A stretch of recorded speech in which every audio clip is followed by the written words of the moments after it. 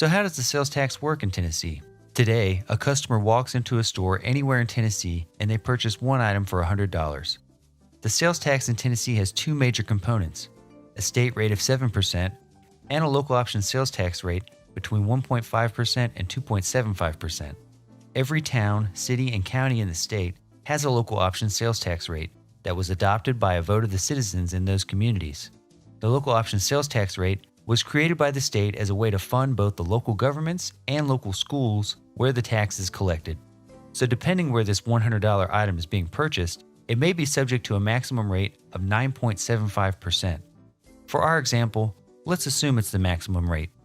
The seller collects $9.75 on this $100 item and sends it to the state along with the sales tax collected from all other sales. What happens to that $9.75? $7 were collected under the state rate, and this is treated differently than the $2.75 collected as local option sales tax. Let's start with the $7 collected under the state rate. 50 cents is dedicated directly to the Basic Education Program, or BEP, the primary funding mechanism for education spending in Tennessee. The other $6.50 goes directly to the state's general fund, which is the primary source of funding for all state expenditures. Notably, no fees are taken from these revenues. The same can't be said for the $2.75 collected under the local option sales tax rate.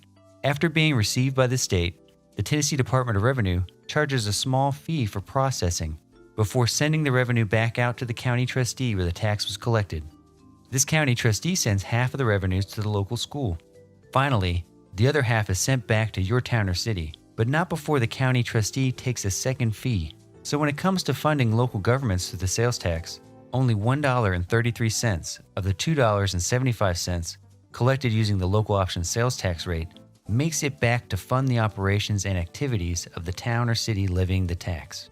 Every penny matters when it comes to maintaining the quality of life in your community.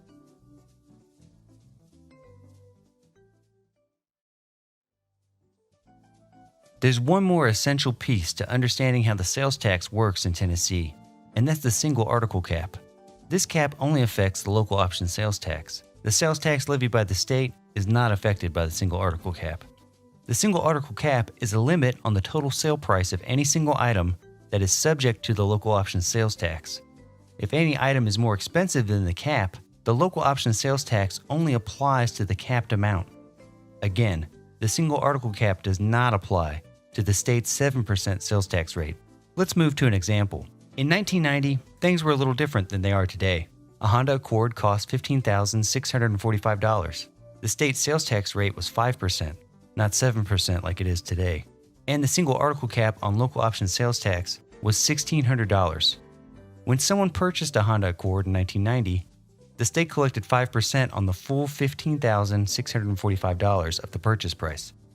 Meanwhile, the single article cap on local option sales tax limited the amount of sales tax revenue collected to the first $1,600 of the purchase price. Let's assume the highest local option sales tax rate of 2.75%.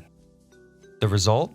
The state collects $782.25 on the full purchase price. A mere $44 in local option sales tax is collected on the first $1,600.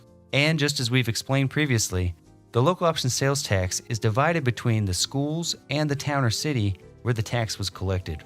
After the Department of Revenue and the county trustee remove their two fees, less than $22 are returned to the city or town where the tax is collected. In 2002, when the state was facing a severe budget shortfall, they raised the single article cap to $3,200. However, the state applied the maximum rate of 2.75% to all revenues collected between $1,600 and $3,200 and redirected these revenues to the state's general fund, rather than the schools and local governments where the item was sold, as had always been the case. Here's what that looks like today. A Honda Accord in 2022 cost $26,120. The state collects the full 7% of the state rate on all $26,120. The single article cap is now $3,200. Cities and towns receive local option sales tax revenues collected on the first $1,600. The state receives local option sales tax revenues collected on items with a sales price of $1,600 and up to $3,200, today's single article cap. The result? The state collects $1,828.40 by applying the state's 7% rate to the full purchase price. $44 in local option sales tax revenues are collected on the first $1,600 to be split between schools and the town or city where the tax was collected, and another $44 is collected by the state from the local option sales tax between $1,600 and $3,200. Cities and towns and schools are still splitting a maximum of $44 this many years later. These revenues collected by the state using the local option sales tax should be returned to the schools, cities, and towns where the tax is collected, which restores the historic relationship of local option sales tax revenues being returned to the towns, cities, and schools where the sale is made. Another consequence of the single article cap is that it prevents the local option sales tax revenues from growing in a manner that corresponds with inflation. The amount of sales tax revenue the state collects has increased as the price of the car has increased significantly over 32 years. However, the maximum potential sales tax any local government may realize from any single purchase has been capped at the same $44 for 32 years. Your community is making the investments. Your community should keep more of the tax revenues created by your investments. The state should return this share of the local option sales tax to the towns and cities where it is being generated and collected. What have we learned? Unlike the state sales tax rate, the local option sales tax rate is subject to a single article cap. The single article cap limits the amount of a sale price any single item is subject to the local option sales tax. The single article cap prevents local option sales tax revenues from growing in a manner that corresponds with inflation, a benefit the state enjoys without a cap. 20 years ago, the state raised the single article cap from $1,600 to $3,200 and redirected these revenues away from towns and cities and schools into the state's general fund.